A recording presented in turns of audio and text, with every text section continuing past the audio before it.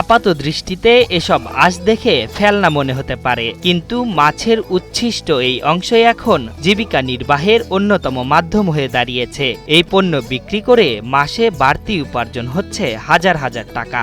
আমরা যারা মাছ আমরা কিনে নেয় তারা কি করে শুধু মাছ নিয়ে যা, আর পাতি এই যে পাতিটি এই যে তুই জায়গা আমরা নিয়ে দুইয়া শুকাই এটা আমরা বিক্রি করি। আজকাল আমরা আগে পানিতে দই 2-3 বালতি পানি দিয়া পরিষ্কার করে লইতে শুকাই, শুকাই দিয়ে শুকাই সেরা আমরা আসলে বিক্রি করি, ওই কোম্পানির লোক ছেলে যায়। এই কাজের সাথে স্থানীয় 3 শতাধিক মানুষ জড়িত আছে, যাদের হাত ধরে প্রতি মাসে প্রায় 5 টন আঁশ ঢাকার বিভিন্ন বাজারে বিক্রি হচ্ছে। প্রতি কেজি আঁশ 100 টাকা কেজি দরে বিক্রি হয়। আমাদের সারা এলাকাতে কিনা আমরা এইটা বড়ি ওই দোকানটা বড়ি আমাদের একবার গাড়ি মাল সাপ্লাই আমরা কিনি আমরা 70 টাকা 80 টাকা কিনি, রিট আছে আমাদের রিট 100 টাকা 90 টাকা। 1 দশক আগেও মাছের আঁশগুলো ফেলে দেওয়া হতো, এতে দূষিত হতো নদীর পানি কিংবা পরিবেশ। এখন যে কোনো ব্র্যান্ডের পুরাতন এসি বদলে নতুন ওয়ালটন এসিতে উপভোগ করুন 25% ছাড়। তবে সেই পণ্য এখন অনেক নারী পুরুষকে স্বাবলম্বী হওয়ার পথ খুলে দিয়েছে। এর আগে এই আইস কোনো কাজে আইতো না, এটি ফালাই দিত নদীর পারে, এটি আরো পরিবেশ সমাজের নষ্ট হইতো।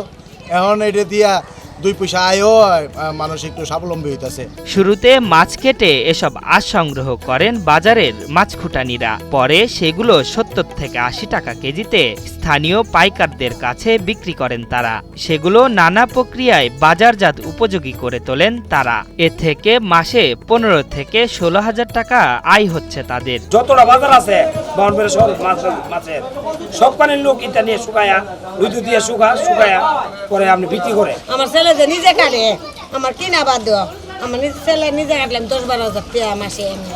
ব্রাহ্মণবাড়িয়ার আনন্দবাজার, কাউতলী বাজার, মেড্ডা বাজার সহ বিভিন্ন হাট বাজারে প্রায় 3 শতাধিক মানুষ মাছ কেটে জীবিকা নির্বাহ করেন। আগামীতে প্রয়োজন হলে এই পেশার সাথে জড়িতদের সহায়তার কথা জানালেন এই সরকারি কর্মকর্তা। তাদের বিষয়ে আমরা খোঁজখবর নিচ্ছি, সরকারের যদি কোনো পৃষ্ঠপোষকতা প্রয়োজন হয় এই ক্ষেত্রে আমরা ব্যবস্থা গ্রহণ করব। মাছের এসব আঁশ বিদেশে রপ্তানি হচ্ছে। এই আঁশ থেকে তৈরি হচ্ছে মূল্যবান ফুড সাপ্লিমেন্ট, কসমেটিক্স ও বৈদ্যুতিক সামগ্রী। আশরাফুল ইসলাম, ৭১।